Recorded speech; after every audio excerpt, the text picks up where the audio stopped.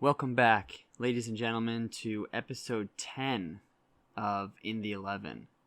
Can't believe we've already hit double digits now with these episodes. It's pretty exciting, and I'm super grateful to be able to continue to be doing this. Today's episode, I am definitely excited for. It is a very special guest to the show, our second guest that we've had on the pod, Luca Sarno. We have for you today, a teammate of mine in Germany. We talk a little bit about his journey, his story, and we really just kind of share some insights into what it's like trying to do what we do, which is really the goal of this podcast always, is trying to show you what it's like to chase the dream and maybe give you some advice or give you a blueprint in a sense. Before I get rolling with that, let me have a special shout out here on the pod to someone who wrote a 5-star review for In the 11. My mentor, friend, coach, Zach Sabatindira, the coach at Chestnut Hill, wrote, "Brendan's openness and willingness to invite you into the human aspects of being an athlete in the modern game make him a strong storyteller. Independent of the sport you play or the profession you are in, we have all experienced adversity, and Brendan's ability to humanize the process makes this a solid weekly check-in. Pull up a chair, leave your worries at the door, and mayhaps you too will leave his story with a touch more kindness to your own story." I greatly appreciate those kind words, Zach. It's really the goal of what this podcast was, to tell stories, to share my experience with you, to share with you some of the adversity that I've overcome up to this point, and to give you a unique and different perspective to maybe what you're used to. So, Zach, thank you so much for those words. Now, without further ado, I want to kick it off into the feature of this episode and Luca Sarno. However, I just want to make a note really quickly to you all that we did have some issues in the beginning with the audio. You'll hear it with my audio. It's a bit spiked and a bit crackly at times. I apologize. It didn't pick up like that while I was recording it, and I did my best to edit it the best that I could so it's still decent quality. So I apologize for that. I would truly greatly appreciate you listening to this episode because it's really a great one, and there's a lot of good stuff packed into here. Especially if you get to the last, this episode's going to run about an hour 45, somewhere around there, a little over. If you get to the back half, you get to that last 45 minutes, pretty much that last 45 minutes is all clean audio, and there aren't really any issues. The issue, I guess, kind of auto-corrected itself as we were moving along with the recording. So once again, I apologize for that, but I would encourage you and I would say please make sure that you listen to this one all the way through. And once again, thank you so much for listening. So without further ado, here's me and Luca.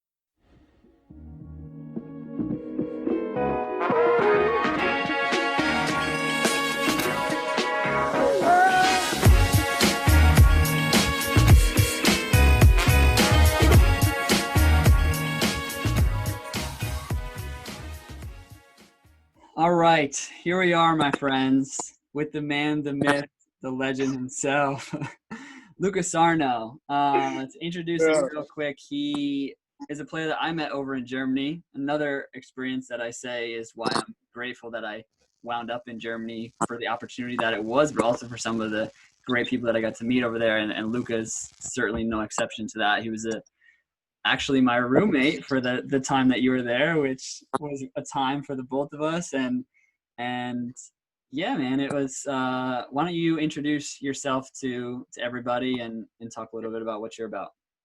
Right. Well, name's Luca Sarno, as you said before, 20 years old, from Brooklyn, New York. Been left home when I was about 17 years old. Been in Europe ever since, playing all around. Started in Spain. Started in the 6th division of Spain with a team near Malaga, very close to in Andalusia.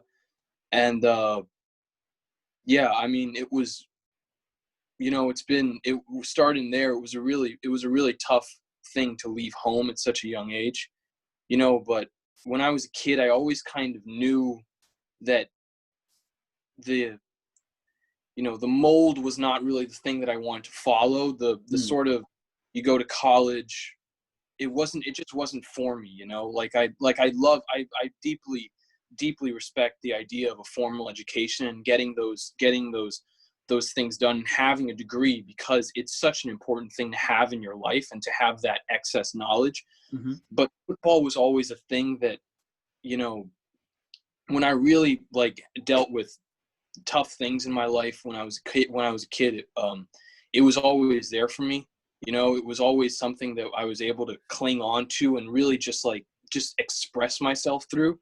And yeah, I mean, it's been such an incredible journey up to this point, and there's still so much more to come. But yeah, I mean, yeah.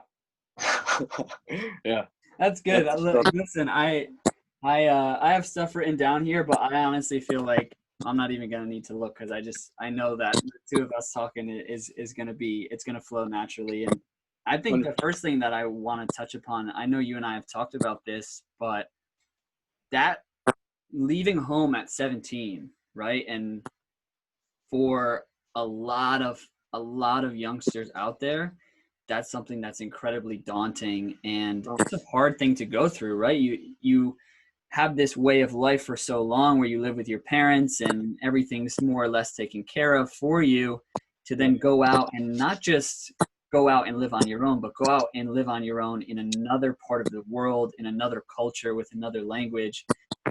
100%. What was that really like? What were some of the obstacles that you had to overcome? And I imagine it made you grow up incredibly quickly. Oh yeah. Well, for one, I mean, I leaving for Spain, I had spoken Spanish before in school, only in school, and never really spoke it outside. And going to Spain, it was a huge slap in the face. I mean, it was completely like far left field. Had no idea what was going on. I really struggled for the first couple of months. It was really difficult to adjust.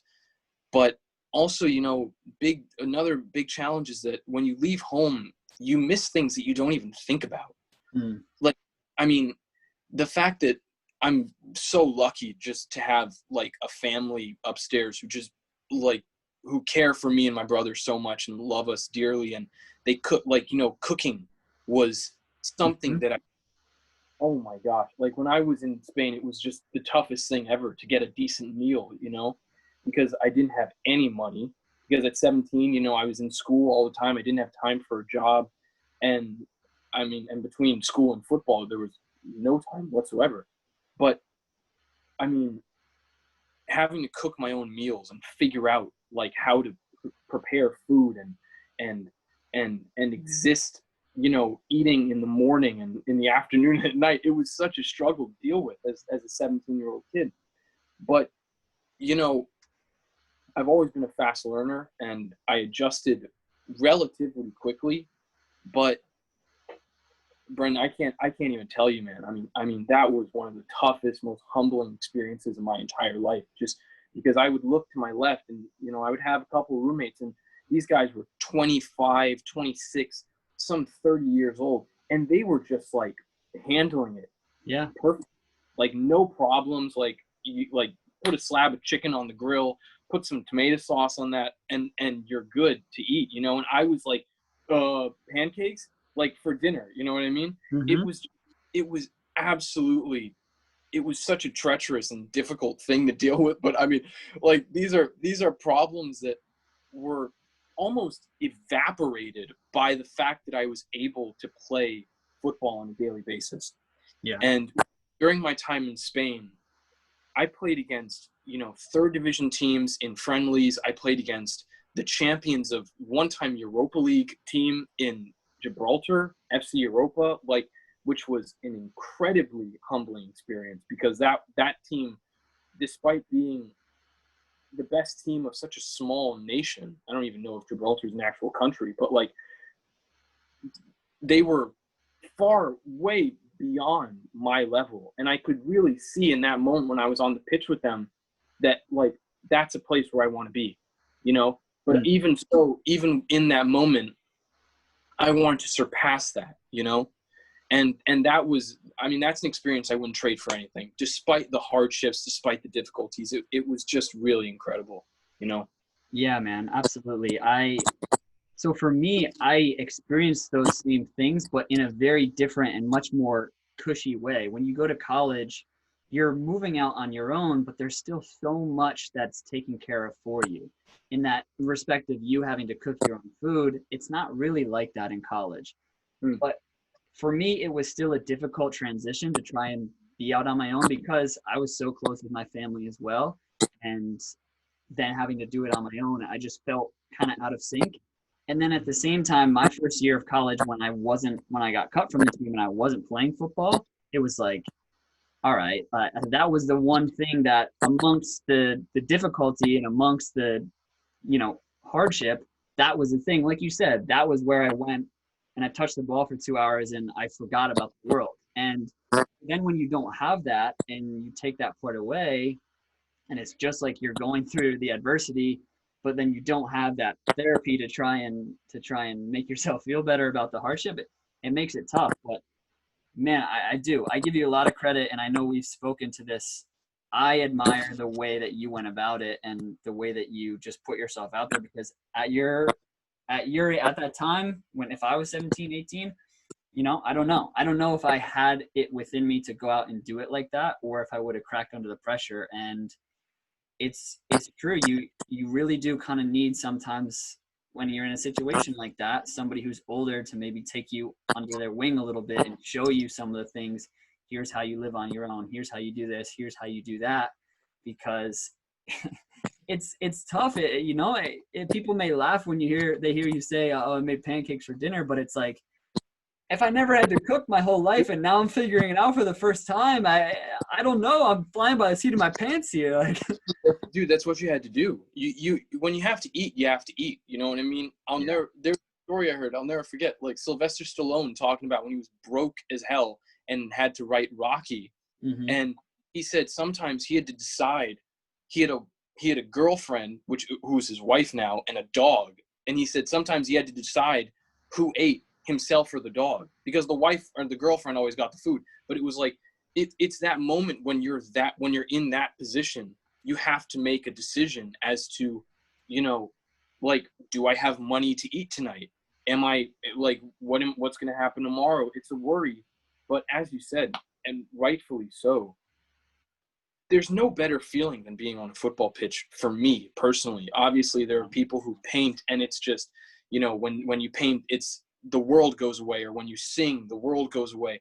But for us, when we play football, nothing else matters.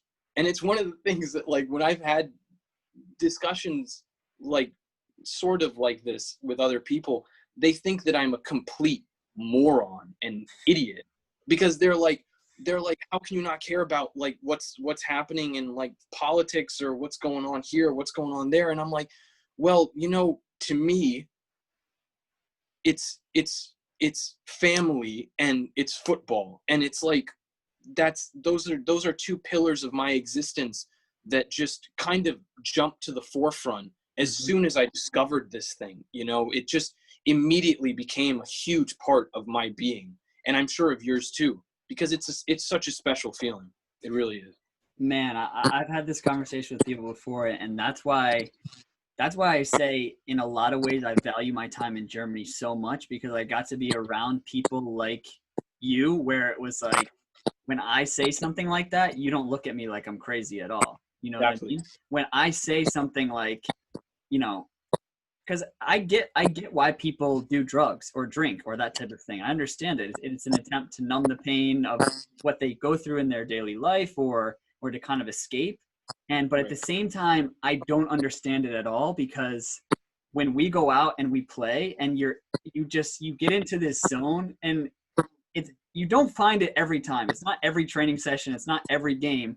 but there's certain moments where you just like, you feel like you are like almost like floating above the surface. I don't know how to describe it, but when you're just in it and you're buzzing and you're flying around and you're just smacking balls left and right and every pass is coming off, you know what I mean? There's nothing like that feeling in the entire world. No drug, no drink, nothing can compare to that whatsoever.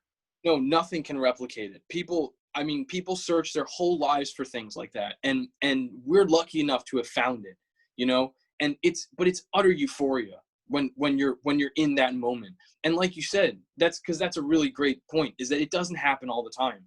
And it's one of those things that's so special about players like Leo Messi and Cristiano Ronaldo, because from our perspective, they're doing that all the time. They're always in that zone, but they're not. They're definitely not. But it's the faulty sort of, it's the eye of that, you know, these footballers lead perfect lives and they have all the things in the world that they could possibly want. But there are struggles, even when you get to that level, there are struggles in life.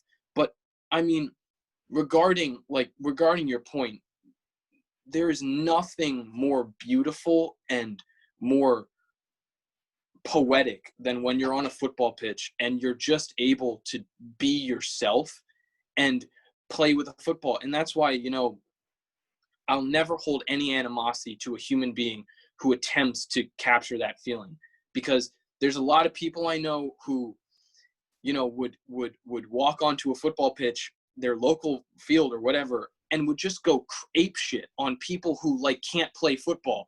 And they pleasure from that. I don't seek pleasure from that at all. Or like, you ever been in that scenario where there's like one girl on your team and nobody passes her the ball because like, you know that she can't really play? Like, I know that this is going to sound really self-indulgent. I've never been that person. You know, like if there's someone on a field, whether he be like 5 years old and he's like 2 feet tall and like can't play at all, right? Like can barely kick a football, I'll still give him the ball, because it's their pursuit as well as mine to find that feeling. And I would never hold it back from another human being trying to seek what we have found. You know what I mean? Because it really is a blessing. It really is. Absolutely. Yeah. And I'm grateful that I've been able to realize that that's what I want to chase, and that now I can't stop chasing that feeling, right? Like I just, you run through those scenarios in your mind, like before you go to sleep, of like, imagine like me scoring a goal in a cup final and just like running to the corner, and like you almost get the goosebumps now when you think about it, and you hear like everyone just erupt, and that feeling that comes over you, it's something that, like I said, I will never need to touch another. If you told me you can never touch a drug or a drink, but you'll have the opportunity to do that for like the next 10, 15 years, where do I sign? Just tell me where to sign, and it's done. It's a done deal. It's an easy decision. But you know, I really do believe that in this world, it's a really truly lucky man who knows what he wants to do with his life.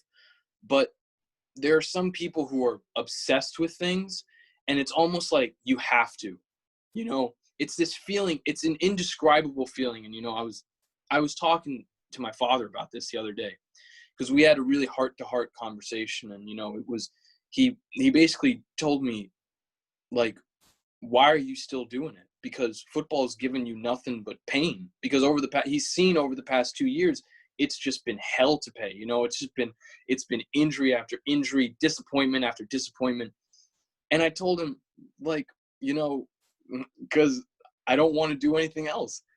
And it's almost like I feel deep down in my soul, in my being, that this is something that I have to chase because of what it gave me. Because it gave me a way when I was a kid to be confident, which is not an easy thing to be confident as a child or as a teenager. It's just not something that comes naturally. I mean, it gave me a way to be confident. It gave me a way to express myself. It gave me a way to almost encapsulate who I am as a person and put it into a profession, which I am still seeking to attain that label. But like, to turn it into something is honestly it's the greatest. It's just the greatest thing ever. And even if it doesn't happen, it's the pursuit that I will forever cherish. You know what I mean? Yeah, absolutely. It's interesting. I was having a conversation with a former coach of mine who's like a mentor to me now, and father figure, I guess, in a sense. And we kind of had a similar conversation about this. And he said, sometimes it's so difficult for players because they pour so much into this game, and oftentimes it's a very one-sided transaction, you know, like guys pour their entire lives and their livelihood into the game, and then it's just a game, you know what I mean? I know it's not just a game, but in the sense of it can't always give back to you the same that you put in, and you have to be well-rounded in the sense, which why is important that you said how you have your family as such an important pillar, and there has to be those other pillars. You have to be obsessive in your pursuit of what you're trying to do. I absolutely will agree with that. And we have to do things differently than the average human who just wants to go about their life. We just do. You have to be a little bit crazy and a little bit delusional to do what we do all the time. And I'm okay with that. But at the same time, like you said, you have to have those other elements as well, where the family is such an important part to you, or whatever it is, a relationship, a friend, another pursuit in your life that also can provide you that balance and can keep you grounded and recognize that there are other things besides just football. You know what I mean? 100%. 100%. I've been lost in those places before, where it's just where you lose sight of of the things around you. And, you know, it's one of those things where, you know, the bad times might be really bad, but you'll always sort of come back to the good stuff. You know what I mean? Yeah. And personally, I've had a lot of struggles recently and over the course of my life with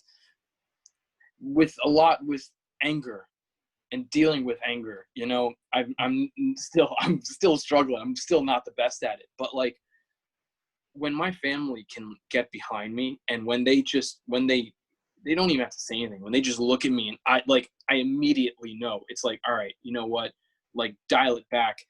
And you can be obsessive in your pursuit, but it's sort of the balance of being obsessive and then going insane, because it can drive you insane, because like you again rightfully pointed out, because you're just hitting the freaking nail on the head right now, brother.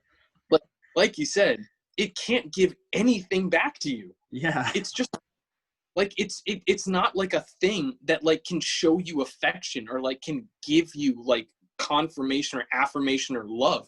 It's a thing, but it's one of the but it almost gains sentience when you are completely immersed in it, and when you are obsessed over it and obsess about it, it almost becomes a living, breathing organism in a way, you know. And it's really something, man. It really is. Because I think there's an interesting point that you mentioned that I think almost is what the game, when people say the game has done so much for me, I think what they almost mean is how you said, when you play, you feel this confidence and you feel this, the game provides you with your sense of self in a way, and it allows you to be your full self, and it allows you to be confident. So the game provides you this platform to go out and be exactly the person that you want to be in the world. And in a way, is it like, did the game do that for you, or was the game just the vehicle to get you to the place where you could be your unadulterated self? You know what I mean? And I think maybe sometimes people are confused with that, and they think, oh, well, soccer's giving me everything. And it's like, it's been that platform for you, but it's like, you did it. You, as the person, you were the one that really did that for yourself. Like, give yourself some credit as well. No, that's exactly right. But you see it can break people. I mean, you see players who, you know, I'll never forget my coach always, one of my youth coaches, he always used to harp back to this example, Emre Mor. Remember Emre Mor? You ever heard of that guy? Yeah, he's Turkish, right? Yeah, Dortmund prodigy, like labeled just the next best right midfielder, wide midfield winger, whatever you want in the world. The next Turkish Messi, if you will, right? And everything went to his head. And he just got completely overwhelmed, and he's spoken about it, I think, since his kind of, I wouldn't call it a demise, because he's still playing professional football. I'm not sure where, but he still is playing professional football. And he spoke about just the struggles of being labeled that way in such a young age, that it totally messed with him. And it brought him to a point where it was like the game was still there, but his stardom took it sort of took over. And people walking up to him and asking him for his autograph and telling him all this stuff. You're amazing. You're amazing. You're amazing. It's all that stuff where it's like, where it gets you in this mindset where you're above the game, and you lose that childish glow and love of what you were doing. And the same thing happened with like Hashim Mastour. Remember Hashim Mastour, the player? He was this dude who did all these videos with Neymar at Red Bull Arena. He was like dubbed the next Neymar. He's playing for AC Milan, Italian Youth International, or maybe he's rocking. I'm not sure. But he was like a absolute certified, unbelievable player. Really great player. And he got into the glitz and the glamour and all the cars and the girls, and all the money was coming his way. But he was still too young to really grasp where he was and what he was about to be able to do. Yeah. And it sent him on a downward spiral. I think he's playing in Serie C or Serie B right now in Italy. And, I saw something a couple months ago where he was like, I'm just playing for happiness. And which is really kind of uplifting, because it shows that there was a change, and maybe there was a change in his person, where he realized it's not about the cars or the girls or the houses that will come with it. It's about just playing the game, and it's about being true to who you are while doing what you love. Exactly.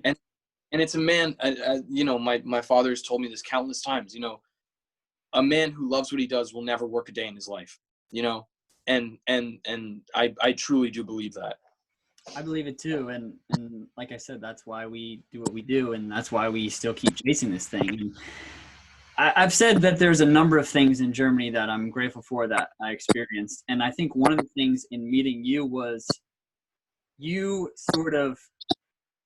taught me and you showed me in a real way that you can't always take yourself as serious as I do sometimes, right? When we would play, you had this, it was like the only words that like keep coming to my mind is like jogo bonito. You know what I mean? Because you had this almost childlike love for the game and love for the ball, and that was what still continued to drive you to continue to pursue it in the way that you did. And a lot of times I was like on the other end of the spectrum, and I was like so regimented, and like I just gotta grind, and I gotta scream at people, and I gotta be this like alpha. You know what I mean? And don't think I forgot about that time you lost your shit with me in training, dude. I will never forget that as long as I live. Yeah. So I don't know his training, but but in a way, I feel like we balanced each other out well, because you had that, and I also would sometimes give you that little kick in the butt to be like, no, dude, like you're a baller, like let's go here, like come on.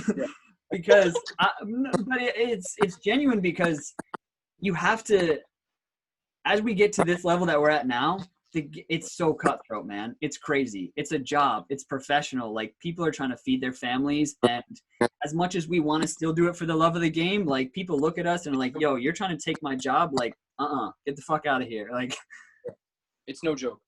It really isn't.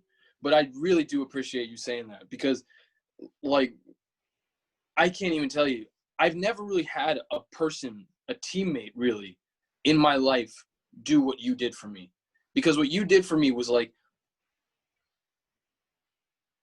look about me, like I'm always kind of goofing around, and like, I don't know. That's kind of my outlook towards life in general, not just in football, but I mean, you got to enjoy it while you're here. And I've always thought of football very seriously, even though sometimes like I might not show it with my personality or like the looks about me, but like dude, this is like, it's not a joke to me either, but when you would give me that like real, that slap on the face and that kick in the ass, it would really push me to even to a different level, to a level that, you know, like a level where even though my pursuits are, you know, I want a lot from my life, and I want a lot from this game, having someone like you with me there in that scenario, which was not ideal for anyone, it just, it almost turned it into a positive.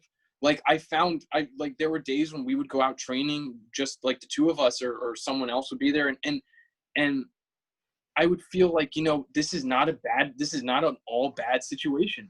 You know what I mean? This isn't an entirely terrible thing, because I'm actually gaining not just colleagues and friends, but I'm also gaining like experience, valuable experience from people who have lived different lives and have different stories, and I think will always be a sort of a source of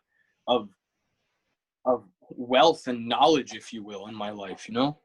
Exactly, because I think that's something I've tried to be better at as I've gotten older, is you can always learn from anybody. You know, you can learn something from everyone that you meet in your life. And the beautiful thing about what we do or are trying to do for a living is you meet so many different types of people.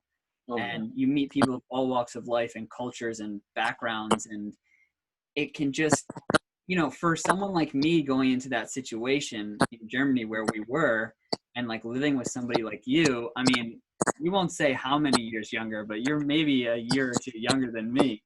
I could have looked at that and been like, who is this young kid that like is out here just having the time of his life and isn't taking it serious, and I can't learn from him. But right. I didn't do that. And I got to know you as a person and as a player. And like I said, you really taught me how to, okay, focus on the game, like still become obsessive in that pursuit, but don't ever forget why it is that you're doing what you're doing. Don't forget that reason, that motivation that brought you to this place, that you love the game and you love what it does for you. So try and always keep that at the forefront of why you're doing it, and don't get lost in everything else that's going on around you. 100%. There were so many things, and we were witness to this. I mean, there were so many kids there who were just completely absorbed by the negatives that were going on.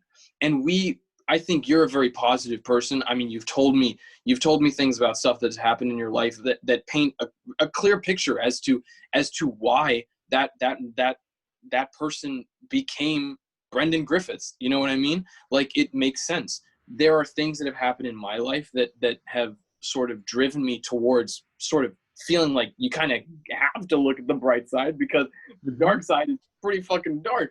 And like, I mean, there were kids over there in Germany who just got lost in it, man. And you could see it. And I really wish, I mean, you know, it wouldn't be my place, obviously, because I believe you're the only person who can make yourself stronger.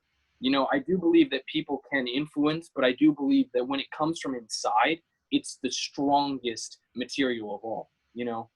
And there were kids there who I just wanted to help. I just wanted to give them a freaking hug. You know what I mean? Like, those dudes, those 16, 17-year-old kids who had never been, I mean, some of the Brazilian guys had never been outside of Brazil ever in their lives. Yeah. And they're here in a country where nobody speaks Portuguese. I mean, a lot of people speak English in Germany, but nobody speaks Portuguese. That's not even like an occurrence to them. And they had to live. They had to go buy food. They had to go communicate with people. They had to go like deal with stuff. It was such an upsetting thing to see. But then even so, like, we would, you know, people would get frustrated always on the pitch, but like, because it was a frustrating situation, but they still kind of would attain some of the love for the game. And you could kind of see it with their play and with their movements and with the you know, the joga bonito and the samba and all that stuff and the ginga play. They would still have it, but it was almost diluted because of their experiences. And I mean, you know, it's one of those things that I really appreciate that you're doing this, because the stories are not always perfect. No. And a lot of the time they don't get told, because a lot of the time people are so damaged by it that they don't want to speak about it, you know? But I think being open like this and having an open form of communication like you and I are having right now, and like you will have with many other people, I think it creates an entirely new perspective over the flaws that are really involved with football, and especially football pertaining to, you know, many places, many countries. It's not always sunshine and rainbows, you know? Absolutely.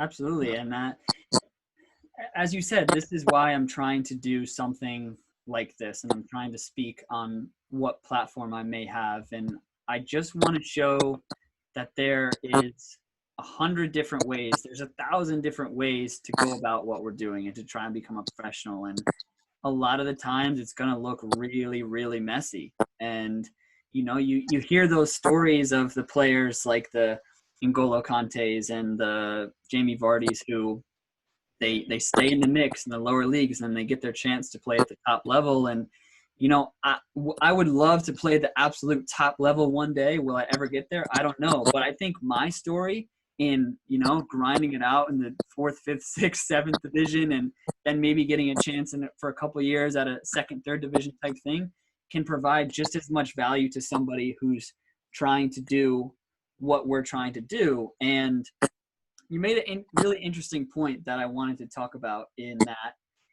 it was difficult a lot of times when we were both struggling in a club like we were at with certain things, a lot of which wasn't even football related, but it was difficult to maintain that positive outlook and not get sucked into the negativity that you would oftentimes hear around you. And this is true with life in general. There's always a lot of negative energy, and it's very easy to just kind of fall into it and become negative as well. And we were lucky, and I felt very lucky and blessed that in our room where we were staying at, for the most part, it was like, if you were in that room, you knew it was going to be positive energy. You knew even if there was craziness going on around us, that if you went there, and even if both of us were like kind of looking at each other like, yo, this is messed up, but like, let's stay positive so like we don't go insane. You know what I'm saying? Like, wink, wink. Like, it allowed us to keep doing it and not lose the faith and not lose the hope. And I always think about, you know, I would say to you all the time, well, I didn't really have an opportunity in America at the time, so here's an opportunity for us. Here's an opportunity. And was it always easy to have that mindset? Hell no. Hell no. You and I both know that there were times where we were just looking at each other. We're like, oh, I really want to complain right now, but no, dude, we were at the point, you know, I always harp back to the metaphor. It's like when you're bending a twig and it gets to the point where it's either going to be so strong that your hand snaps off and it stays straight, or it's going to get to the point where it snaps. And that's sort of how it is just with the whole of life. But I mean, when we were in that room, sometimes it was a look between the two of us where it was like, I'm about ready to lose my mind, you know. And sometimes, because it's difficult forming relationships like that with people in such short amounts of time. But I mean, there were some moments like before we really got to know each other where I would just leave. Like, I just went out and I was like, nope, can't do it. I got to be outside. I got to go get some fresh air. And I would go, and I would just, like, honestly, if I'm being honest right now, I went and sat on a hill in the middle of nowhere, like in the middle of bumfuck nowhere, where I had no idea how to get home. And I would just sit on the hill and watch the sun go down, because it was such a difficult thing to deal with, being in a situation where you want so much, you know, because sometimes we do want too much as people, but you want so much because you feel like you can get more, and being unable to sort of strive towards that goal, or feel like there's no clear path to that goal where you were or where we were, it was just like too much to deal with at times, you know. And I know, like, I can only speak for myself, but I knew that sort of, you know, there were moments where you were kind of where you were a little, you know, out of sorts, and so was I. But I mean, dealing with it together is why we formed a bond later on in our days in Germany, because it made it almost a little more pure because of the struggle which we had to deal with, and the fact that we came out of it together, and the fact that we remained positive, you know. And you always gotta hold on to people, like, in any situation. And this is for anybody listening: when you're in a tough place and you're not really, everything's kind of going against you and you feel like nothing's working out, and you have someone there who still does believe, or who still does hold some sort of faith in what you're trying to achieve, you got to hold on to that person, because that's a person who will help you. Like, they'll help you up when you fall down, and you know, they'll kiss your boo-boos when you get scraped, you know. And honestly, I am really truly grateful for finding someone who could help me through that stuff, because that was not easy. Yeah, I absolutely agree with that point. And what I think I would say too is I'm happy too that I right after you moved out, and we'll talk about that maybe a little bit on down the road in this podcast, but we had, for that, it was probably like a month or so that we were together, right? You were probably at the club for about a month and a half. Yeah, probably. I think probably a month and a half. Yeah. So then we had you. I find it's very important that you pick and make sure that you have positive people around you, which is just what we've been harping on for the past couple of minutes. You have to make sure, it makes it so much easier on yourself if the environment that you've created around yourself is positive. It just makes it easier for you to go about your day and work hard and be in a good space versus associating yourself with negative people. So in a way, when you left, I was almost like, okay, him and I were sort of the people for each other, that we would check each other, we would push each other, we would do the things that needed to be done in order to maintain each other's focus on the goal. And then now I don't have that, and like, who's going to come into this room, who's going to live with me now, like, what's it going to be like? And I'm happy that, I don't know if Liang will ever listen to this, but if he does, he came into the room, and at first he was one of the ones who, I told you, he was negative all the time. This is terrible, this is blah blah blah blah blah. But as he started living with me, you know, in my mojo type ways, I was like, no man, like, let's try and make the most of this. Let's try and do something with it. And as I lived with him, we also became very close as well. And then it became like the same thing. And he kind of strayed away from the negative energy and the negative people there were a few of them in that club. And then we would start to hang out more. And that was just, I can't stress enough how much, there's so many things that are going to be important for anyone listening out there who's trying to get to a goal. There's so many things that are going to be important for you to do. But one of the huge ones is creating an environment around yourself that's positive, because you become a product of your environment. You become a product of the 5 or 10 best people that you hang around. And if you hang out with bums or you hang out with negative people, you're going to start to seep into that, and that's who you're going to become as well. Listen, I've never told you this. The day that I moved out, the day that I went to Costa and I talked to him about what was happening, I had a conversation with my mom, and like, I've never really, you know, my mom is just like a fucking rock. Like, she just doesn't budge. She's just such a strong woman, an unbelievable role model in life. And I had this conversation with her, and it was such a weird conversation, because I was like, I know that this will be a better situation for me, because I know that the football will be better, but it'll also maybe allow me to gain contacts through the world and network myself a little more than I would be able to do it at that club that we were at together. But I got on the phone with her, and I literally just talked to her for like 20 minutes, just like, I don't want to leave. Because I didn't want to leave you in that situation, because I knew there were so many people who could go into that room, who could completely fuck it up, completely. Like, they might completely mess up what you were trying to do, what the progress that was made when like, you know, with us being in a room together and us being positive with one another and sort of being positive reinforcement for each other. I knew that it was going to be like, probably like a 70% chance that you were going to wind up with someone else there who was just going to be a complete prick. And I am so thankful. I can't even tell you that Liang came into your room and was able to be a positive person. Yeah, I almost said Leon. I'm sorry, that's my bad. Man.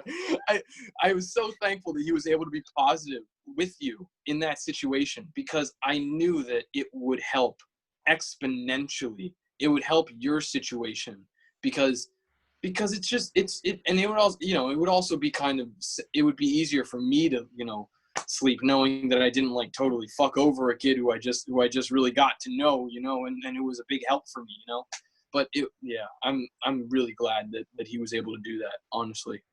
Shouts out Liang.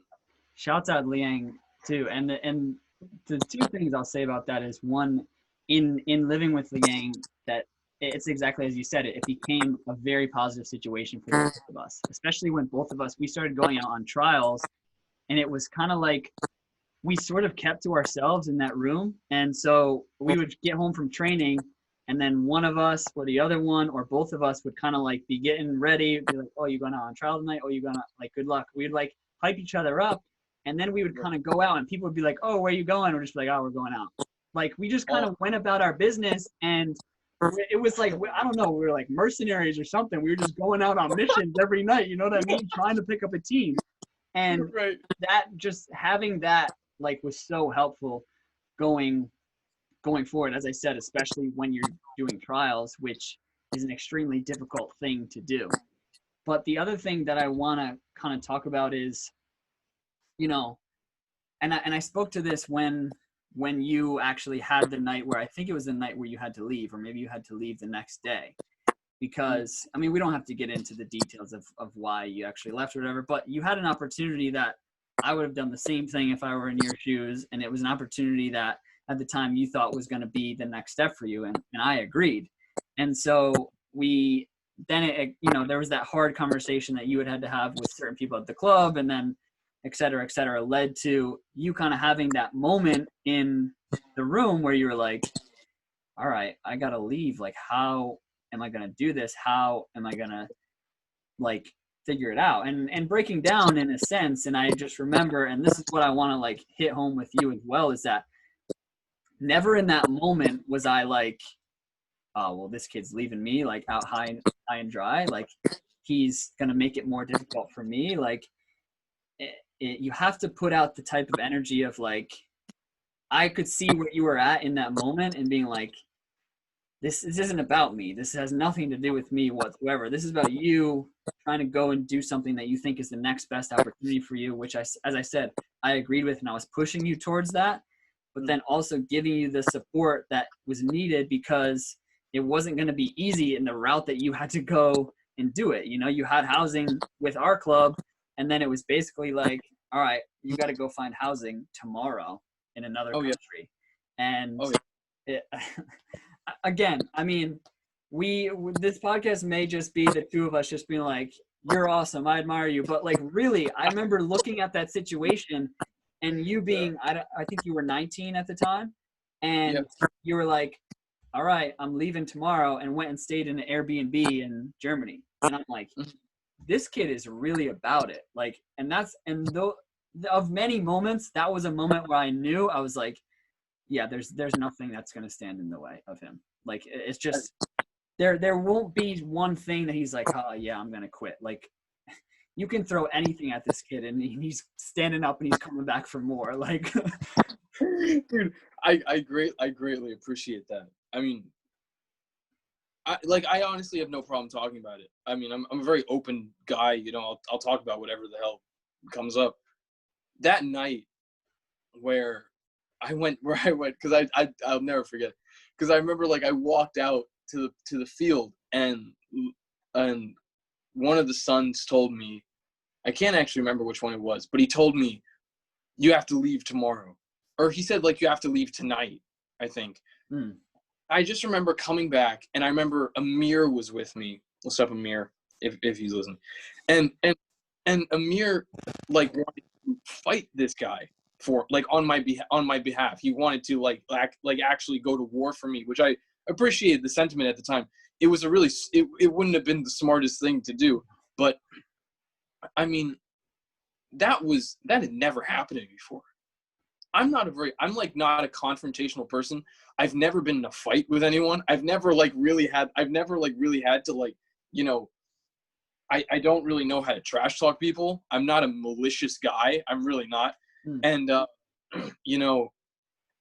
dealing with that moment, it was surreal to me, because this dude was and I just started laughing for no reason. I was in pain, but I couldn't help but laugh, because it was such an incredible thing that I was doing only something that I felt was going to help myself and would be a good individual decision on my behalf, and would also be possibly a positive for the club, and which was explained to me in my meeting with one of the brothers. He told me that, if you make it, remember us. And I was like, okay. But during that moment when they were like, you need to leave tonight, I went back upstairs. I went to the room, and I just I sat on the bed, and I just didn't know what the hell to think. I had no idea what to do.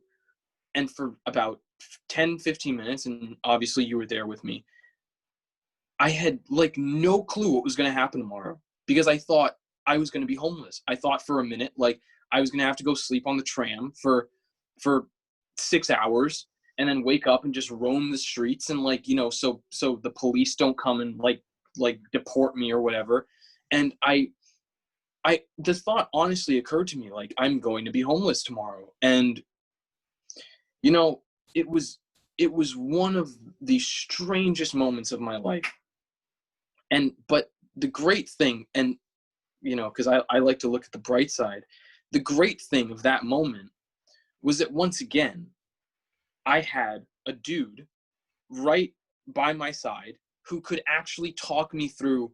And you realized it, that I was, I wasn't a kid, but I was a young man trying to deal with animosity and deal with the stuff that had just occurred. And you actually had the consciousness and the compassion to go to me and to actually help me through it.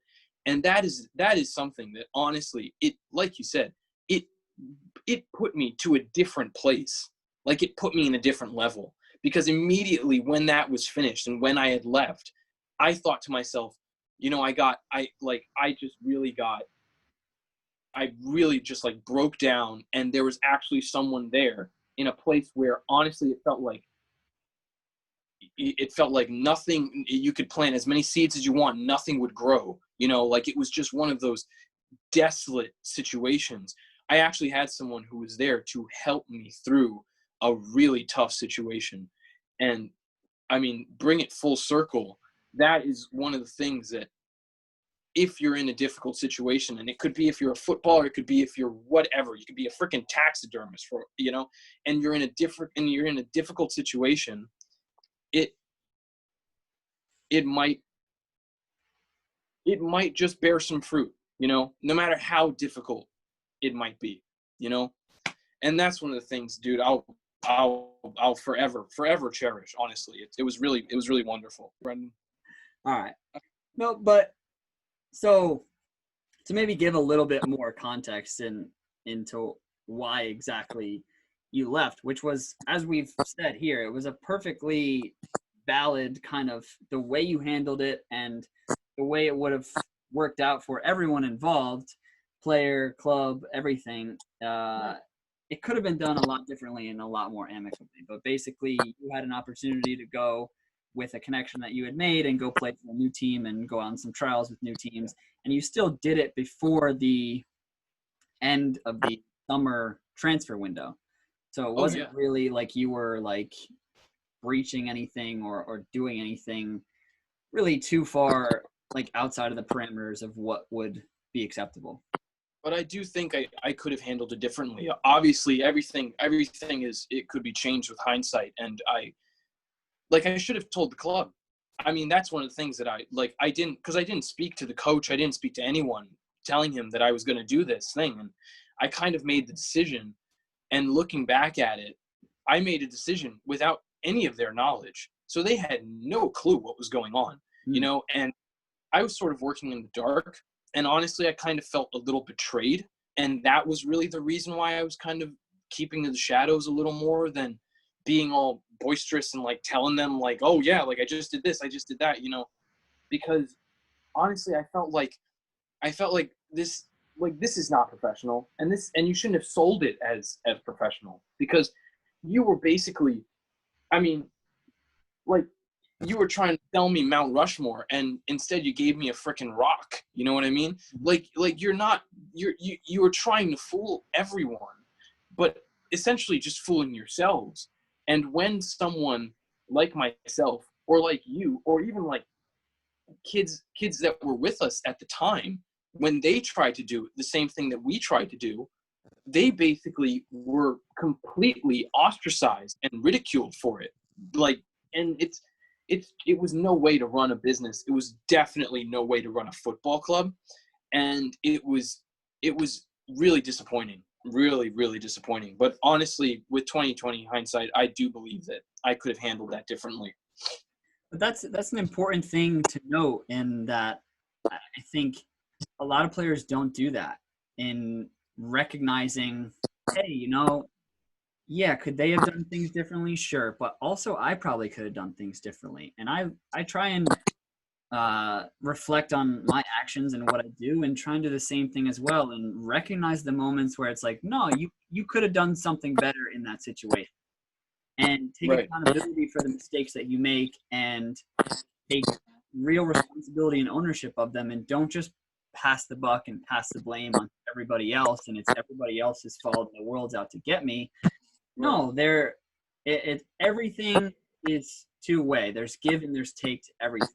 So every decision that you've made has consequences, and some of them can be positive, some of them can be negative. So you have to just be cognizant of that as well. Of course, yeah. And it was an opportunity for us to grow. And that's what life is, because you'll never stop learning. You'll never stop. You can never hold more information than what you can, you know, than what you can actually deal with. You know, I mean, dealing with all these troubles that either one of us have gone through, you can pick from the lot, and you can look back at it and still say, yeah, it was a bad situation, but we made the most of it. And that's growth, you know? Yeah. And I think that's why in that moment when you were, you know, told you have to go get new housing, I recognize that as like, okay, this is a pivotal moment where he can go one or two directions here, you know? Oh, yeah. He can go the route of woe is me, and maybe if he didn't have a person to be able to be like, no, you're still like, this is who you are. You're a player. You're still going to be a player. You're just going to figure out a different way to do it, and it's going to be a little bit more challenging. But when you make it, it's going to feel all the better, because then you're going to have, you know, that you went through it and you paid your dues to get here. Like, you can have that route where it's like, woe is me, maybe I'll just go home. It didn't work out. Or the way you did, which is like, all right, I don't know how, but I'm going to figure out a way, and I'm going to do it. And that's what you did. And you went and played.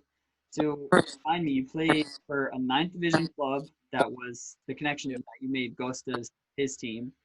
And then for the most part, you were training with Priza, right? Yeah. In the 8th division, I had a trial with Rotweiss during that time. Rotweiss' second team, which is also in the 8th division. And then I was also contacted by the coach of Rotweiss to come and train with the first team of Rotweiss, which is in. They're on the verge, or very close to moving into the Oberliga, which is the 5th division of German football. And at the time, it was sort of said in between the lines that the squad was full. The first team squad was full. And I wanted to go immediately and have this trial. And it was sort of broken down by people who were, I think, a little less than pleased that me and the two other guys who I went with the trial we actually performed so well. And the person in question was sort of trying to turn us into commodities for his team.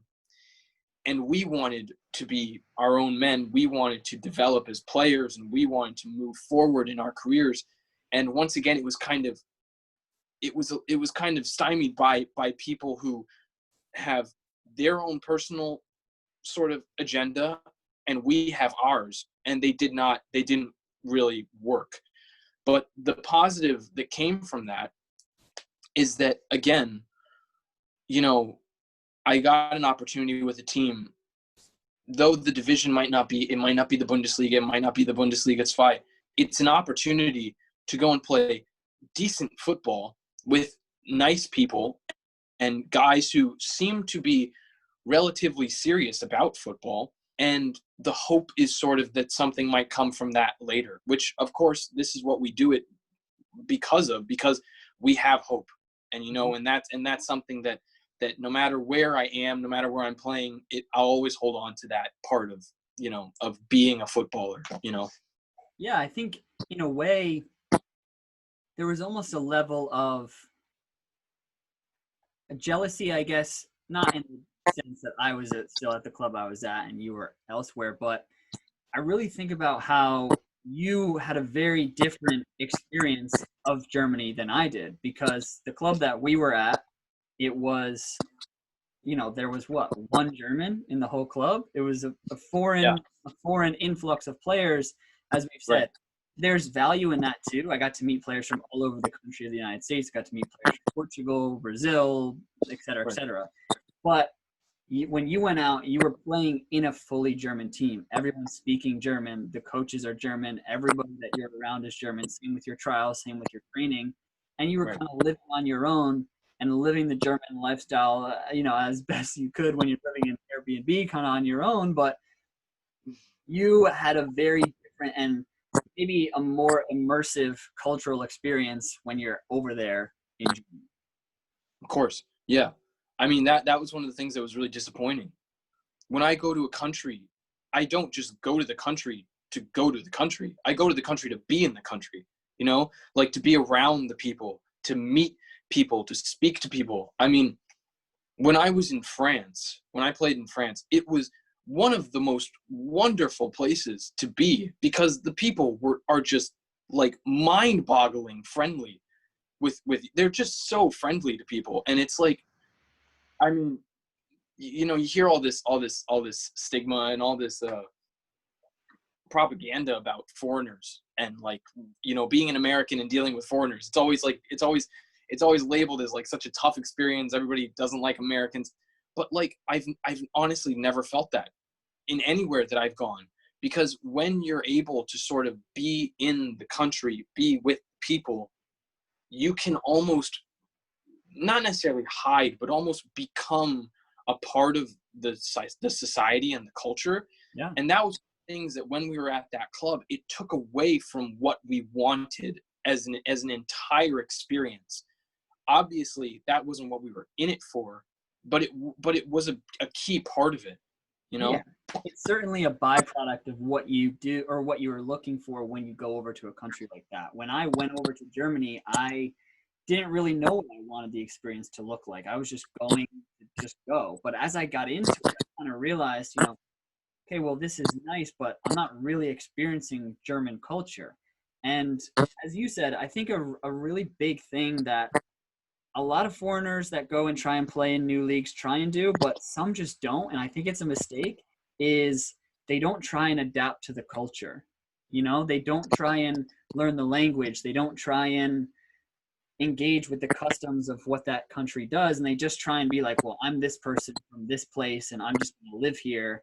But it's like, why not have that fully, truly immersive experience and try and get to know what the culture is and try and be a part of it? Like, that was something that I know frustrated me. Was we did have a certain level of animosity towards us as our team, because as a group, there were a lot of us who didn't really always respect the traditions and customs and just the German way of living and playing football. Like, when we would go places, whether it be football related or not, we were always, we had to let people know, in a sense, that we were the big, loud Americans and pay attention to us. And we stood out. Yeah, and you need to stand out and make everybody look at you. But the way that you did it, it was almost like, as people talk to you and they know that you don't speak German, yeah, they can maybe deduce that you're an American. But they wouldn't just, from the way that you carried yourself, they wouldn't just immediately be like, oh, that's an American, screw him, like get those No, but gangs out of here. It just wasn't like that. But you did the same. You made a concerted effort while we were there to learn a parcel of the language. But I was by association, you know what I mean? I'm with my club all the time. I'm always with the team. Right. Like it's hard Exactly. to stand out as though I'm like, no, I'm trying to learn, and they're like, but your whole team is like. Oh yeah, no, because but that's something that only speaks to your character. It doesn't speak to the rest of those guys. It speaks to the fact that you were still trying to, even in really harsh circumstances, to try and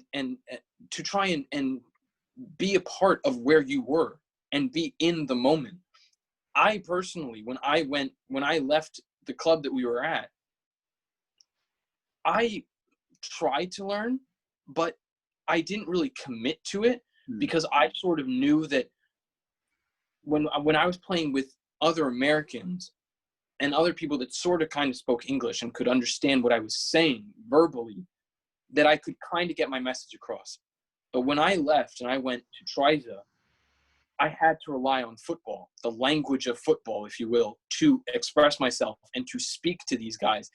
And I remember the first training, it clicked. You know, it just worked. There was no hitch. There was no like adjustment period. It was like, this guy's a footballer. We're all footballers. Let's go play some football. And that was it, you know? And it was, and again, it's another unfortunate circumstance that we all had to deal with, being in a club like that and kind of being forced even further outside of a comfort zone where we had to be, you know, because there was like a place where we could have been and we were pushed away from that. Even like, I mean, just, it was really tough. I don't, you know, we know our stance on where we stand with that club. You know, it was not a nice place to be. It really wasn't. Yeah, I mean, like I've said before though, and I'll say it. There's certainly negatives to it. There's certainly cons to it. But again, on the whole, if someone was just to ask me, you know, just rate your experience, I would say positive, because of the fact that it allowed me to meet fantastic people that I think are not only going to be great friends throughout my life, but also really great people to network with and know in football. You know, and we would always talk about this. It's the type of thing where 2-3 years down the road, I'm playing in Sweden or something, and you're playing in Italy, and one of us needs something and calls the other one, oh, actually, I know of this guy who can do this, blah, blah, blah. Boom. Like, that's Exactly. the way things work in football. But the other thing that I'll say is, kind of to what we just talked about, is the club that we were at gave me the platform, and it gave me that place to really springboard myself into going out and trying to find a team that was not only going to push me and make me a better footballer, but it was also going to give me that chance to really, let's see if I can be a part of the German culture, and let's see if I can have that experience that I want to have over coming in here, because that club showed me that maybe I wanted a different experience. So maybe can I try and go and do that? And it was why I always look forward to, I remember for like the last month or two that we were there, you and me and Austin, we would always go like Fridays, because that was when we didn't have training. We would just go, we would do something, you know, we'd do something in the city, like go and have a meal, or, you know, we went on like that hike that one time. It was just like, let's try and do something little to keep us active, but also like, let's be Germans, so to speak. Let's not just sit at home and do nothing. That's 100% right. We made a concerted effort, and that, as I said before, speaks to our character, because we were present in where we were, and that's the greatest gift. Like, that's one of the things. You know, I was watching The Last Dance the other day, and the dude at the end, and this is like the most important thing I think in the entire documentary, and everybody can have a different opinion, but I think it's the most important thing. The dude said that monks search for lifetimes to achieve presence in a moment, like to be present in where you are. And he said Michael Jordan, the subject of the documentary, really was always present. He was never somewhere else. Like, he never once existed in a different place than where he was. And that's sort of what, I mean, that's a value that I try to hold to myself throughout my life. I can't speak for others, but you know, I know that I try to be present at all times and at all moments, whether it be bad or good, to be in the moment. Because when you're immersed in the moment, you can realize that, you can almost realize that you're alive. And there are a lot of people who don't ever recognize that they are alive. You know, they live their whole lives. They have a boring job with a boring wife and boring kids, and they don't ever, and they get to the end and you don't ever realize that you even lived, you know? And I can't bring myself to live like that, you know?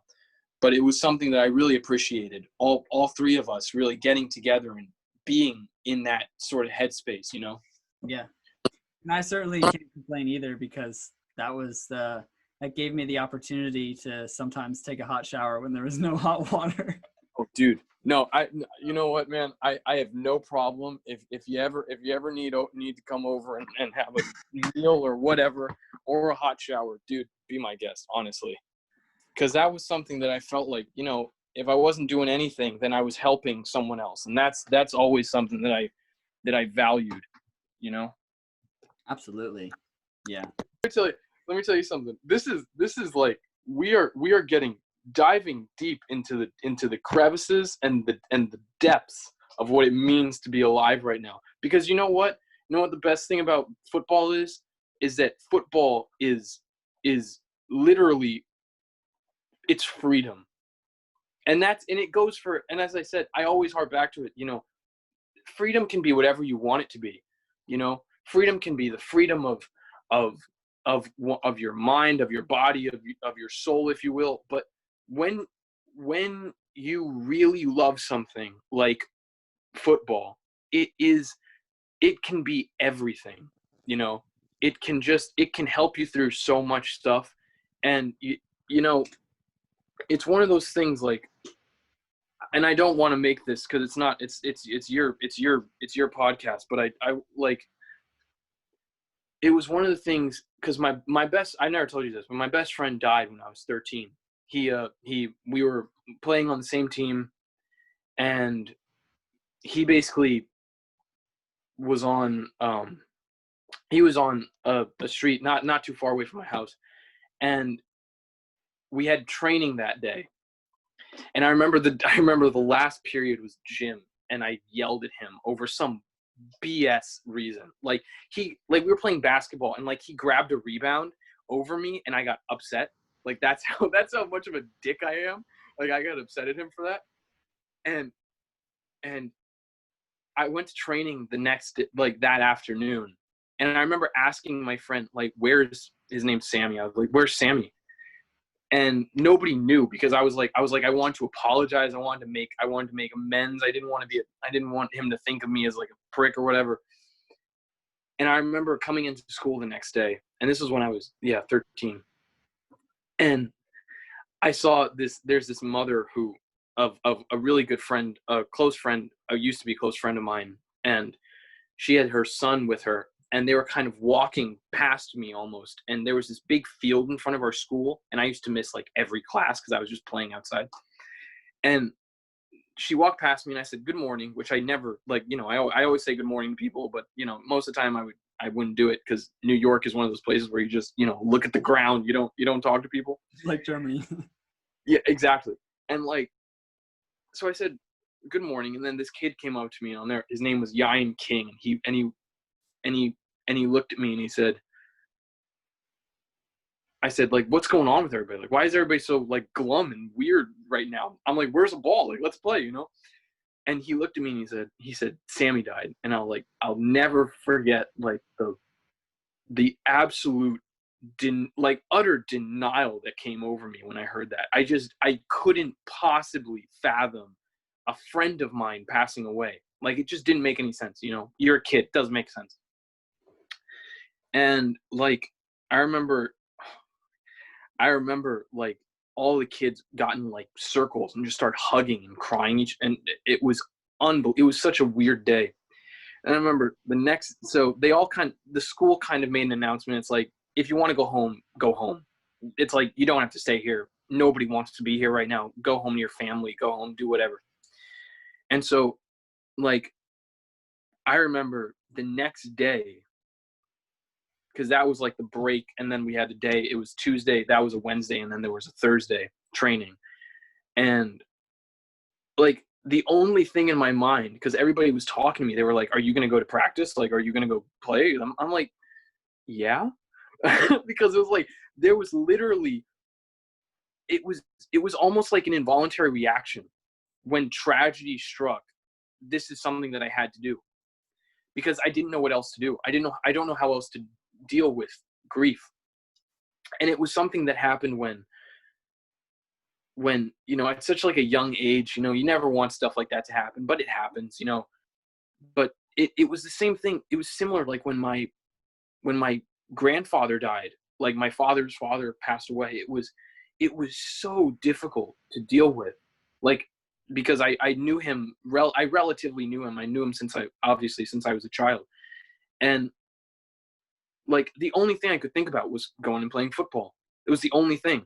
And it was one of those things that even when it's like, it's just like tsunami of like bad stuff happening, and just like everything's happening, right? Because there are some moments in your life where you're like, there's nothing happening right now.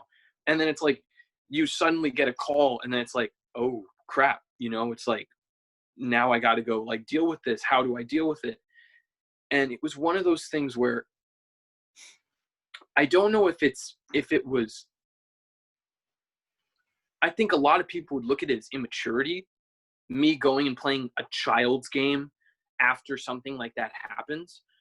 And, but I wouldn't look at it as, I thought it was just, it's what you do, or what brings you out of such a dark place, that sometimes has the strongest bond with you.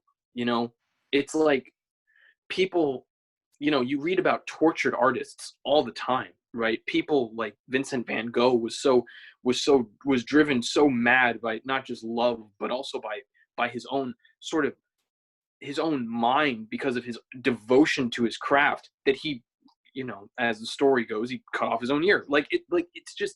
It's one of those things where he maybe even thought that doing that might have even somehow assisted in what he was trying to accomplish, which is insane. That's like a level of devotion that I don't think I'll ever reach. Like, I'll never cut off my pinky toe, like, because I think it'll get more curve on the ball when I'm hitting a trivella. You know what I mean? But like, it's one of those things where, like, when tragedy strikes, it's what you do that really shapes the content of your character, really shapes you as a person. I'm rambling, sorry.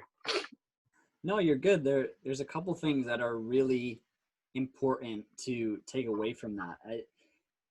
It's something that I look at, for example, a couple years ago, there was a basketball player, Isaiah Thomas. He played for the Boston Celtics.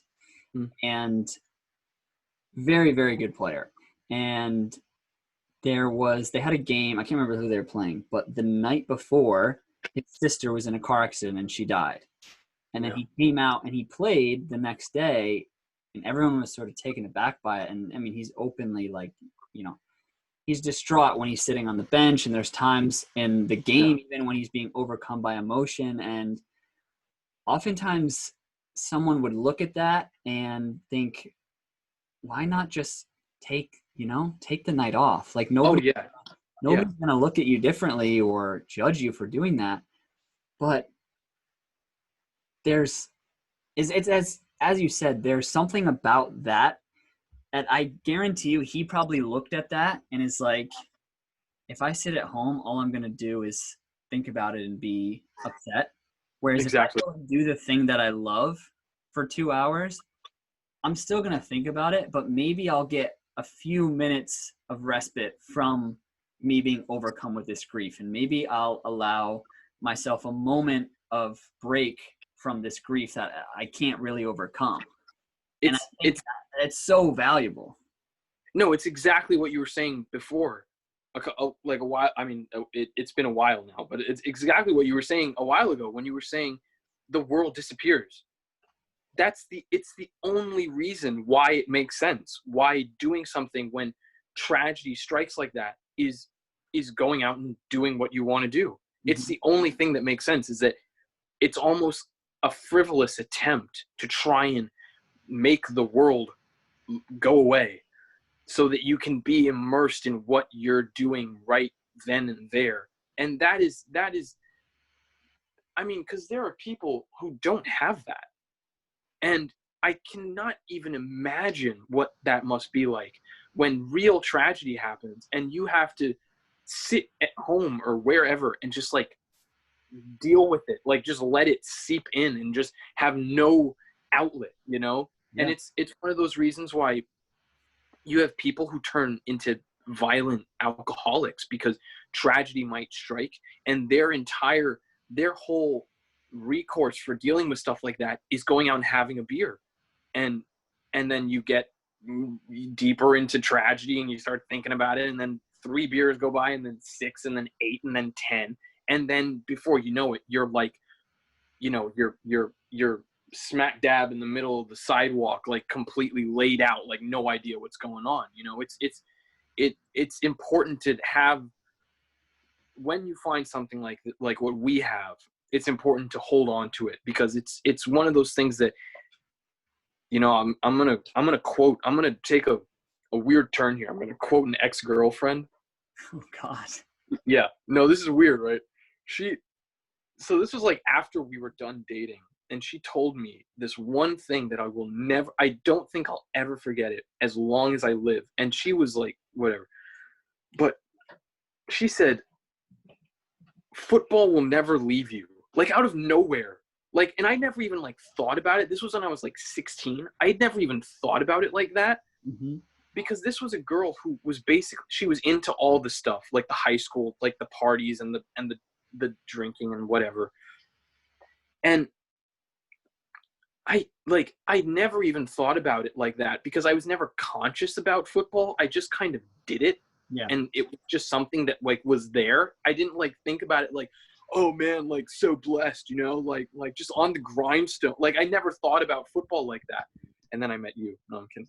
But like, but like, I never thought about it like as being a thing. It was just sort of a part of me, you know. It was always there. And her saying that brought it almost to life in a way. It was really important. Yeah, we kind of circle back to what we, exactly as you said, what we talked about in the beginning of this podcast. And it's a scary thing. Listen, in my very first episode, I glanced over this, and it's something that as I hopefully gain more of a following this and honestly gain more perspective and confidence and willingness to talk about it, I'll eventually venture into this idea more. But in football and outside of football, I've had battles and struggles with my mental health, right? Like that's just something that, in a sense, it almost comes with the territory of trying to become a professional soccer player. Like, I don't think there's anyone who is just like mentally, I'm good all the time. It's impossible. But I know if I didn't have the game, to just sit there, and it sounds crazy, but to just sit there and try and just fight everything like on your own and just battle everything without either people to talk to or some sort of outlet for you to express yourself and forget about the world, it becomes so consuming of yourself, and it becomes really difficult to manage. And it's why we say, in a way, I don't necessarily, I can see why someone who is dealing with pain could become an alcoholic or could resort to drugs, because they're sitting there and they're like, man, I just need to not feel this for a little while. This is so tough. How can I just take a break from this? And they resort to something like that.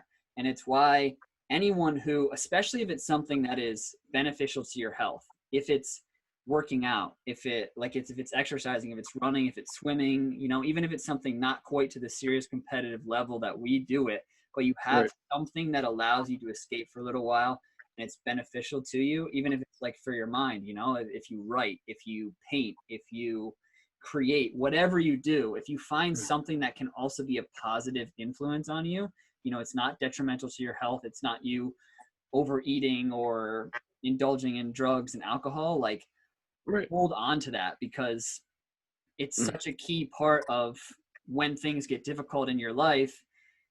You have to have that outlet. You have to have something to allow you to work through it, or just escape it for a little while and let me come back to the problems later. Oh, 100%. Dude, everybody needs something that gives them a sort of moment, almost like a pause button. Yeah. It's because it's almost like when life is really like going, it's just bouncing off the walls. It's completely crazy. And like, you don't have anything. I mean, that's why you always hear these stories about like these NBA or NFL players. I remember hearing a story about an NFL. I don't want to misquote. I don't know if it was a running back, if he was a running back or a cornerback or something, but he was homeless. Like at 22 years old, he was homeless. Like he had nothing. And that was the dude. And that's a dude who's now playing in the NFL.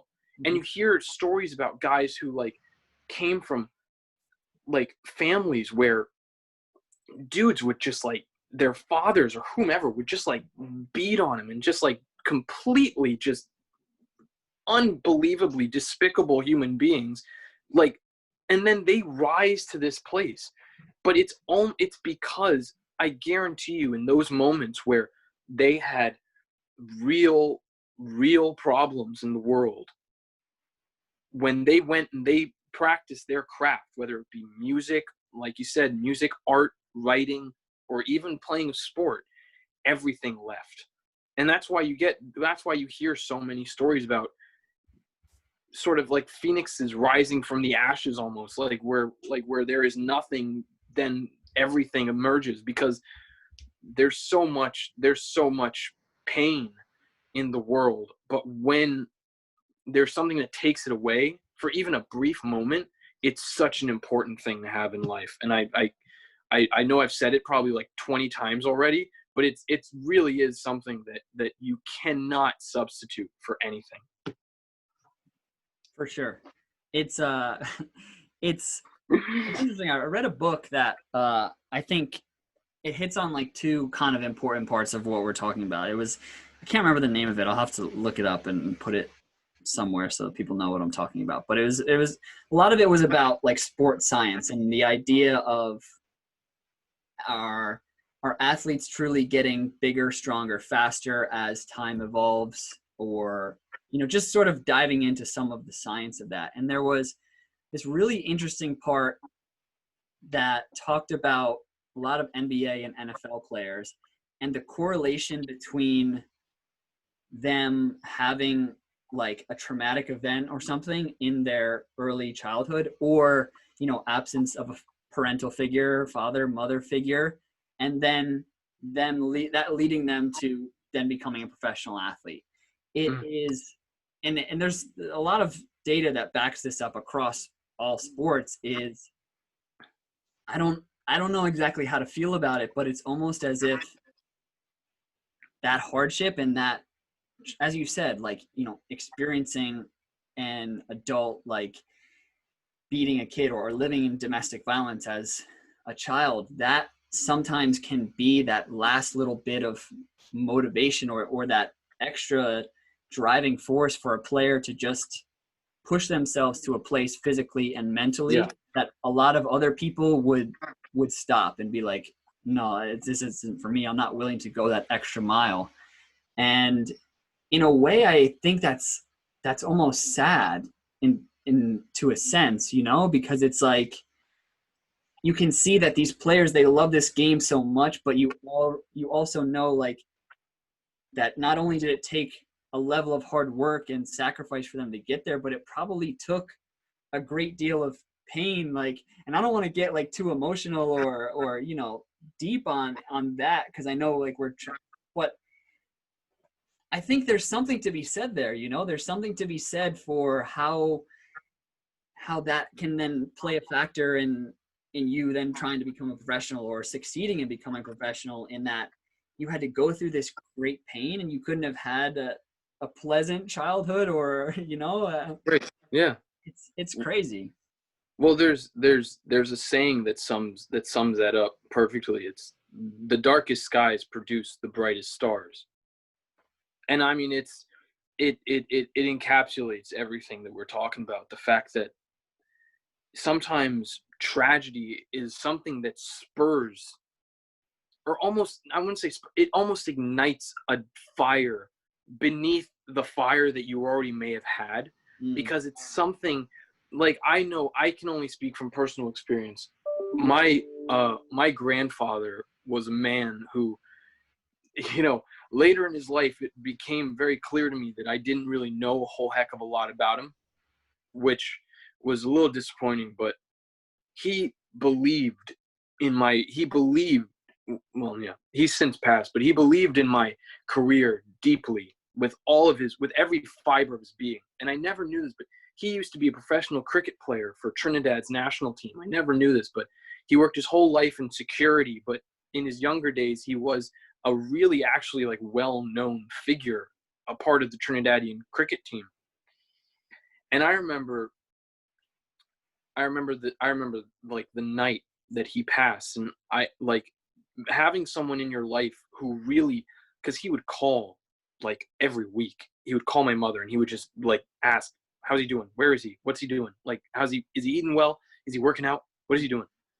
And he was adamant about like me just being as good an athlete as I can possibly be, the best that I can make myself, which might have been sort of a reflection of him maybe not achieving what he wanted to. But the day that he passed, I remember there was like nothing else on my mind except football. I thought about him. I thought about the memories we had, but it was almost fleeting. And I know that might sound like kind of a weird thing to say. It's a weird form of grief, but again, it's the only thing that somehow can bring me to a place where I truly feel like myself, like truly, purely, in every essence of the word, can feel like Luca Sarno. And it helps me so much to cope with everything that goes on. And that was a big moment, honestly, in my life when I lost him, because that was something that was a guy that really truly believed in what I was trying to do. And he had seen me play, so he was a first-rate source of the quality that maybe I could have, or maybe that I can become. Yeah, that completely makes sense. There was one other thing I remember reading in this book that really stuck out with me, and I think there's a certain level of ego, I think, that is involved in what we do, right? Like, we have to be confident in ourselves and we have to believe in ourselves in the same way that, as you said, your grandfather genuinely believed in what you were going to do. That's fantastic, but we also have to believe that, and almost to a fault, right? Because nobody else is going to do it to the same level as us. Nobody else is going to believe in us the same way that we can. And so there has to be this sort of ego, and maybe sometimes it's delusional, but you have to just be delusionally confident in your ability, because if not, it's gonna hurt you. And so I've always kind of had this thought of, right, we've talked about how we feel like sometimes the way in which we look at the game and the way in which we experience the game is just different. And sometimes people look at us like we're crazy. Like, what are you doing? Yeah. And I've always kind of had that mindset of like, maybe I'm just different, and, take that as a good thing or a bad thing, or me being egotistical. I don't know. But, maybe we are genuinely just built different, wired different than every other human. And I remember this book, it talked about this experiment that it took Olympians, right? And it asked 50, I can't remember if it was 50 or 100. But for the sake of this, I'll say 50 Olympians. And it said to them, if I could give you a pill that would guarantee that the next 5 Olympics, or not 5 Olympics, but the next, we'll just say like the next 5 world championships, the next like 5 events, like you would without a doubt win. Like you would, I can guarantee that you would win, but within the next 5 years, you would then die. Would you take it? And astonishingly, like the Olympians were like, yes, I would do it. But what it then, and then on the flip side of that, it just asked, you know, a bunch of everyday human beings of, you know, just normal jobs, like take an accountant, take a nurse, take whatever, the same question. And it was like, of the 50, I think like 6 or 7 or something would say yes. And I think it just like, it shows you that mindset and how it's different with elite level athletes. And I'm not saying I'm an elite level athlete yet, but those players and those athletes that you see at the highest level, the Usain Bolts and the Michael Phelpses and LeBron and just every, like, there is something different about them. And you see that in that Michael Jordan documentary. There's something different about him, and there's something different about the way that he carries himself and conducts himself as an athlete and as a human. You know, just, I do want to, because it's fascinating watching that story of him. But there is something that I saw like about a year ago. This guy came on one of the sports talk shows, First Take, and he came on this show and he was speaking about a book he wrote about Michael Jordan. And he said to everyone, he said, he is unquestionably the most devoted and incredibly like hardworking and obsessive athlete that maybe has ever lived. Mm-hmm. Like that's the fact that that's in question speaks to the level and the greatness which he has attained, you know. But then he said he's also incredibly lonely. Yeah. He's also like an incredibly lonely, wildly, not, I wouldn't call him depressed, but he said that he was really like sort of had no one, because it took away his strive to be great, above all else to be great, took away from his relationships with his children. It took away his relationship with his wife. It didn't really take away his relationship with his family because they all knew that that's what he was like. But his family outside of the family, which, you know, his mother and his brothers and his sister gave, you know, it completely took away from that ability of him to be present with them, because he was present, as we were saying before, he's present somewhere else, and he's only immersed in where he is, and where they were at literally did not compute to him. And in the documentary, you see him break down, and it's like the weirdest thing to cry about when he starts when he tells them we're not doing this. They're talking about his mentality and other people accepting his mentality, which is Michael Jordan. You would think, oh, who cares? I didn't care. You know, it doesn't matter. Yeah. No, exactly. But he broke down because I genuinely don't think he understands people that don't work as hard as him. Mm-hmm. Because I think to him, being in that place and looking around, and it's like, none of y'all are with me. None of you guys are here with me. You don't make sense. And that was sort of the standard that came out in like the way that he would speak to his teammates, the way that he would carry himself in training. Like, he would call everybody assholes, and he would swear at people, and he would obliterate, like completely annihilate these guys. And the teammates said, yeah, he was a dick. He was not a nice guy, but he was a winner above all else. But you see what it did to him. You see the, and you know, hey, exactly. And that's sort of the give and take. That's the column A and the little column B, where you're like, you know, I believe truly in my heart of hearts that being great is great. Like, being great at something is fantastic. But what comes after? Because when that's done, like people, like, this is the thing. This is also sort of something that's really affected me mentally with my injury problems, and, you know, the past couple of years being tough, is like, I won't play till I'm 45. Yeah. And you sort of have to start realizing, like, this has to happen soon because I don't have that long left. You see, and then you start thinking, well, maybe I can, like, you know, I can be all this, take some Nugenics or whatever, and like do all this stuff, like, to keep your body like 100% like physically fit, so then maybe you can play longer. But like, being an athlete is not a job that lasts forever. People are construction workers for 40 years. You can't be an athlete for 40 years. It just doesn't happen, you know, unless you transition to playing like snooker, or you start, or maybe like badminton or something. I don't even know about that. But like, being an athlete is a portion of your life. Yeah. But it matters what you do after. It matters what you have after. And, you know, it's sort of the negative to Michael Jordan's story is that what does he have? Yeah, he has all the money and the accolades and everything. He's the best, and he's probably one of the best basketball players ever in history. But like, what does it mean? Because now he has very little, honestly. And that's sort of, I mean, that's it's a dark take on a really beautiful story, but it is a take nonetheless. You know, you have to think about that stuff. Because what I hope people can take away from a story like that is exactly as you said, is take it for what it is. Understand the entire picture.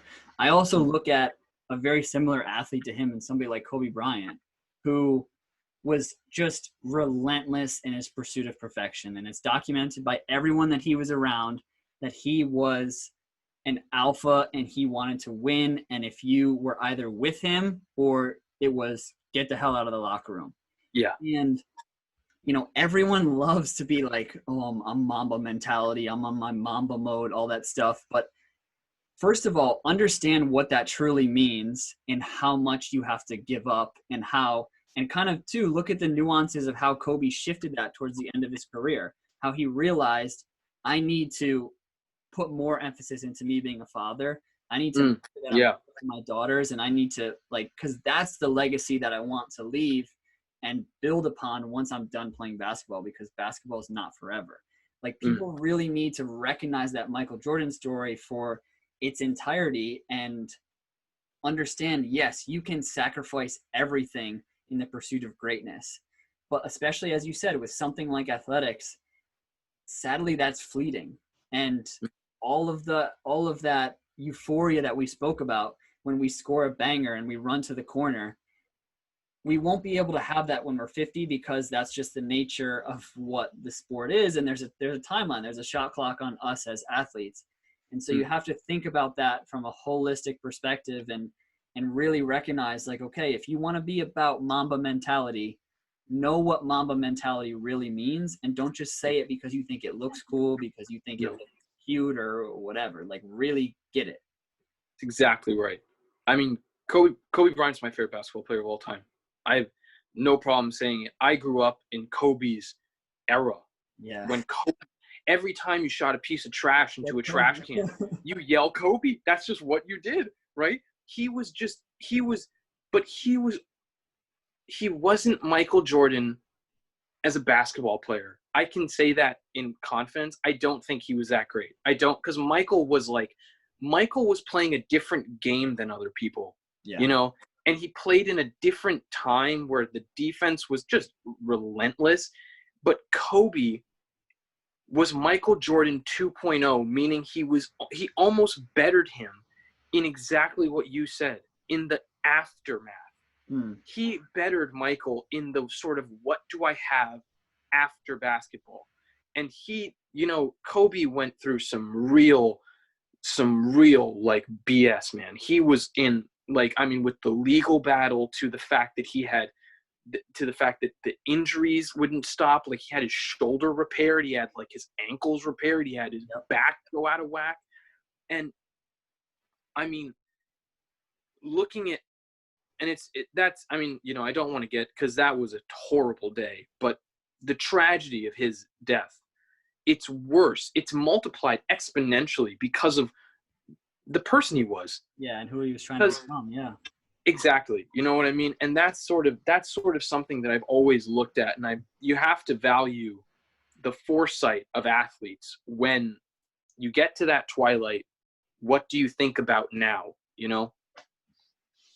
Without a doubt. Yeah. I really like what you said about how it almost as if Kobe like studied Michael so much that he recognized like, okay, well, that's something that I don't want to do. I don't want to be exactly like Mike when I get to the end. Like, I don't want to be sitting on the couch, like crying because I want more, but I didn't do the things I needed to do before to allow myself to have that more. Right. Yeah, exactly. No, that's what you got to do. Right. I mean, you study the greats, you study everything. You can't look at a piece of a person and just like say, okay, I'm going to be like that guy. You got to look at everything. Yeah. If you want to be like someone, which I would never strive to be, because the only person that you can be like is yourself. And that's when you achieve it, everything is better in life. And I'm yet to achieve that. And I don't think, I hope one day to achieve that.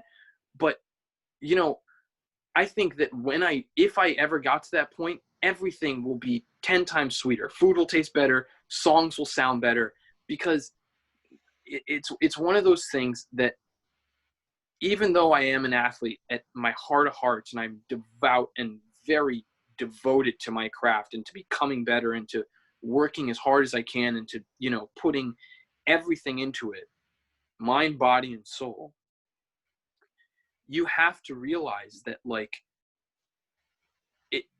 it might sacrifice from other parts of your life, but you have to make the choice. You know, you have to make that difficult decision. And it's one of those things, because, you know, I haven't really, I know that I'm kind of like on your podcast, but I haven't really talked about myself a whole bunch. But when I left for Spain, I had two of the greatest friends that I think I'll ever know that I met in high school. They were two wonderful people. They were like family, honestly, like just my family. And I met them like out of thin air, and it really blossomed. It was really nice. And when I left for Spain, it was similar to the dynamic that I had when I left the room in Germany. It was like, I have to leave this person, you know. It was tough. And when I left, it was like everything just like broke. Like everything, it just stopped. Like the communication stopped. I felt like personally I had to cut off people from my life, because I wanted to just be so focused, and I wanted to be so goal oriented and so like driven to doing this one thing and accomplishing this one goal, that, you know, because you see these motivational videos, and it's like Kobe Bryant was talking about one time, like, you might have to sacrifice being a good son. You might have to sacrifice being a good friend. You might have to sacrifice being a good this, being a good that, in order to achieve this. And I sort of took that in the worst possible way, because I cut everyone off. Because I cut, like, for a large part, I cut my family off. I cut, which I still regret to this day, I cut off tons of friends who, like, you know, who actually probably could have kept me grounded when I was really starting to like lose it. And, you know, it was one of those things where, I mean, you have to be conscious of yourself, even in your pursuit of when, like, because there are influences that might have a negative connotation. Watch documentaries on Muhammad Ali, and you come away from it, and you're like, I'm the greatest, I've shook up the world, you know, and you start thinking like kind of loopy and crazy because you want to be that. But what did it do? Muhammad Ali was on the couch when he was like 60, or like not 60, like 75 years old, like with Parkinson's, like shaking, like barely able to get a word out. And the interviewer asked him, like, was that all an act? And he just said, yeah. It was all a facade. It was all a joke. It was all, well, it wasn't a joke, but it was all like a total lie, because he did this as basically a way of almost uplifting people, not just himself, but also other people.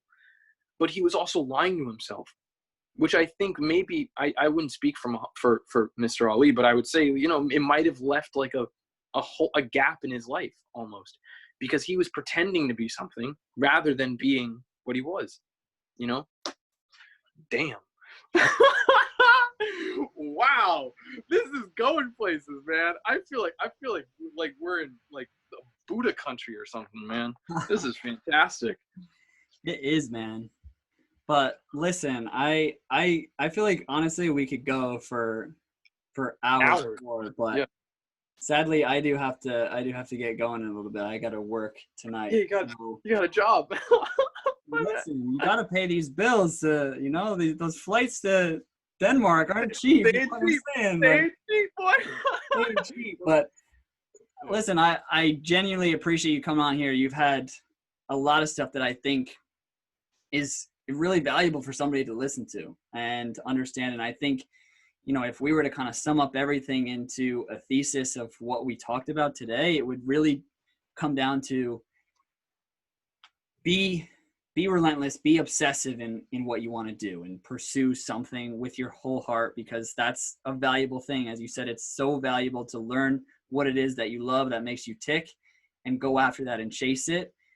But do your best to not get lost inside of it, and to allow yourself to still have meaningful relationships with friends, with family, and with other pursuits or other things that make you happy besides just football. And don't let football take over your life, because then you wind up with a difficult relationship with football, and you don't want to get to a point where you resent it because you gave it so much. And as we said, it's a game. We love it to death, but at the end of the day, it can't give you validation. It can't give you the affirmation that you want as a person. You got to do that from within yourself, and it takes a lot to do that. So try not to get lost in the sauce. You know what I'm saying? That's 100% right. 100% right. Dude, you hit the nail on the head right there. I mean, that's everything that we were talking about summed up in one statement. I mean, you can't get lost. You can fight, and you can grind, and you can strive, and you can be the best version of yourself that you can be, but don't lose yourself in the pursuit of doing that, you know? Yeah. This was fantastic. I feel better. It really was. If you're still listening, if you're still with us, thank you, because this has been a lot of fun for me. I know you had fun, and I am genuinely excited, and I'm hyped to have this come out and for people to listen to this, because I think it's good. It's good to listen to. We provide you some value here, and there's a lot of things that you can pick apart and listen to and really try and take on when you continue and go about your life. So Luca, my man, thank you so much for coming on in the 11 today. For the audience, thank you so much for listening. I appreciate it. We will talk to you guys soon. Peace.